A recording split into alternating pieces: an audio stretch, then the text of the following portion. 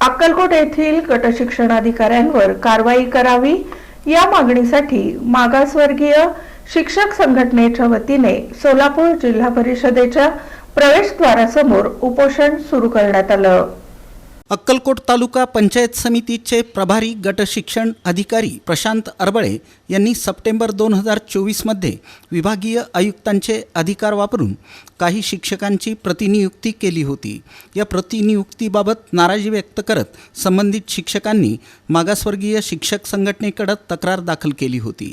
तक्रारीची दखल घेत संघटनेने जिल्हा परिषदेचे मुख्य कार्यकारी अधिकारी तसंच प्राथमिक शिक्षणाधिकाऱ्यांकडे चौकशी करून संबंधितांवर कारवाई करण्याची मागणी केली होती।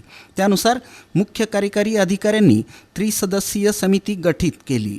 समितीमार्फत चौकशी पूर्ण होऊन अहवाल सादर होऊन 1 वर्षाचा कालावधी उलटूनही गट शिक्षणाधिकारी प्रशांत अरबळे यांच्यावर कोणतीही कारवाई करण्यात आलेली नाही असा संघटनेचा आरोप आहे।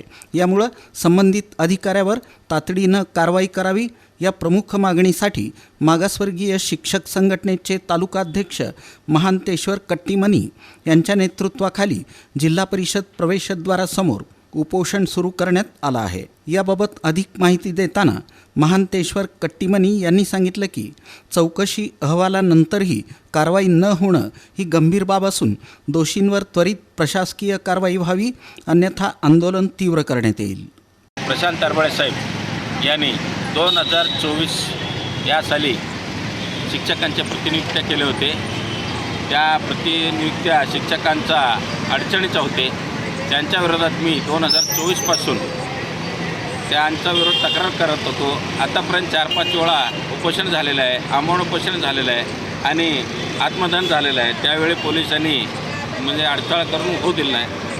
आता त्यांचे फाईल मान्य मुख्य कार्यकारी अधिकारीकडे आहे, सही पूर्ण झालेलं आहे, तरी त्यांनी बाहेर सोडायला तयार नाही। या व्यतिरिक्त श्री प्रशांत अरबळे साहेब यांच्यावर अनेक तक्रारी आहेत, अनेक तक्रारी। प्रशांत अरबळे हे अक्कलकोट तालुक्याचे गट शिक्षणाधिकारी आहेत।